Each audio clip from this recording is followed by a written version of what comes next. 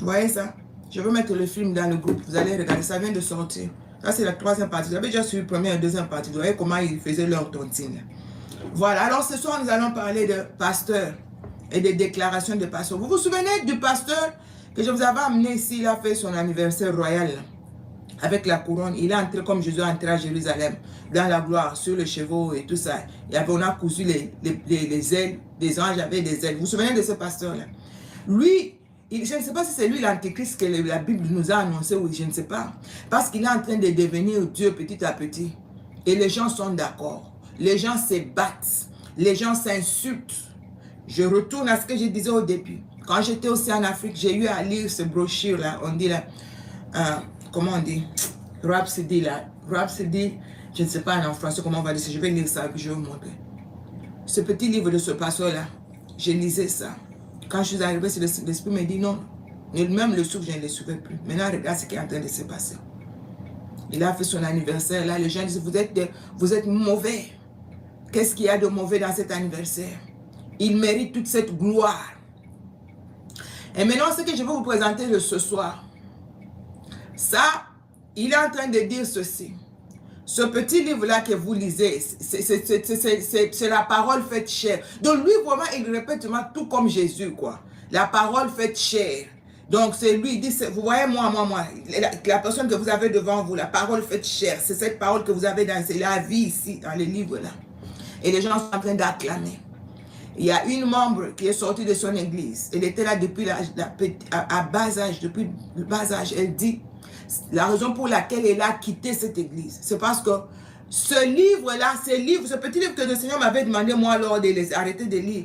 Il dit, ces petits livres ont remplacé la Bible. C'est comme chez les branhamistes. Hein. Frère Branham a dit, jusqu'à aujourd'hui, Branham est devenu Dieu. J'ai vu mon cousin qui a écrit, Branham, William Marion Branham, l'homme de Kentucky, mon Seigneur, mon Créateur, mon Sauveur. Mon Sauveur et mon Créateur. Maintenant, Branham est devenu Dieu. C'est comme ça qu'on a aussi commencé avec Christ Oyakilom.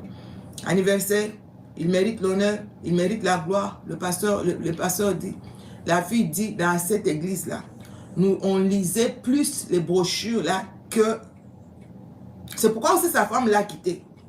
La femme dit, quand nous avons commencé, c'était Dieu. Mais ce que je vois maintenant, ce n'est plus Dieu. C'est comme ça qu'elle est partie. Et jusqu'aujourd'hui, il n'a jamais dit qu'ils sont divorcés. Elle est partie. Lui, il est resté. Il continue avec la secrétaire. Vous voyez un peu ça? La fille dit, on lit le livre là plus. C'est plus. Le pasteur Christ a dit. Pasteur Christ a dit. Pasteur Christ a dit. Pasteur Christ a dit. Jusqu'à... On a fait l'anniversaire qu'on a eu à faire. Le pasteur dit ceci. Je vais laisser ça jouer en anglais un peu pour les anglophones. L'un des pasteurs dit, les gens qui parlent mal du pasteur qui sont en train de commettre un grave péché.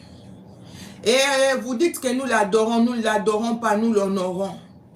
Et si il dit, j'aurais voulu vraiment qu'on ait l'occasion, la chance de l'adorer. Ça, c'est une abomination.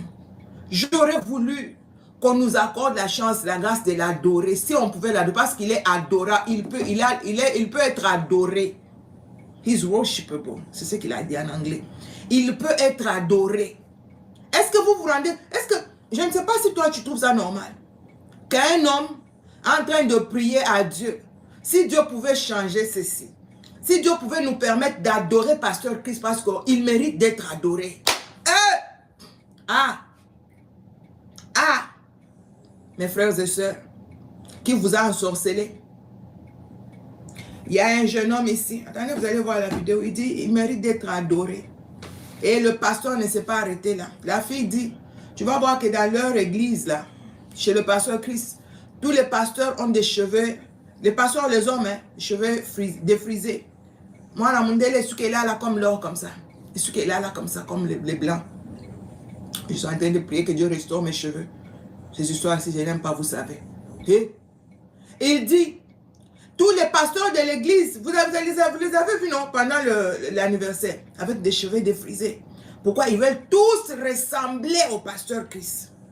Chez nous au Congo, le pasteur, le prophète, l'aventurier, là, il a coupé comme Lumumba. Maintenant, tous les jeunes prophètes ont des pantalons couédés, des pantalons serrés comme ça, comme lui. Et le cheveu coupé, c'est parce qu'ils veulent le ressembler. Quand est-ce que tu vas ressembler à Jésus? Quand est-ce que tu vas prier, jeûner pour ressembler à Jésus? Les jeunes prophètes, les jeunes pasteurs vont dans des montagnes pour ressembler aux prophètes. Et ressembler, avoir l'onction comme leur prophète, ressembler à le prophète, ils portent, ils s'habillent comme le prophète, ils font tout. Moi, j'ai une dame ici, une femme de pasteur. Elle ne regarde pas sa vie.